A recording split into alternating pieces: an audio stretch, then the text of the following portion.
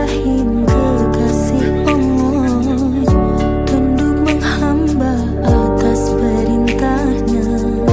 Bahkan cinta dan hidup yang berharga lillahi ta'ala dikorbankan padanya.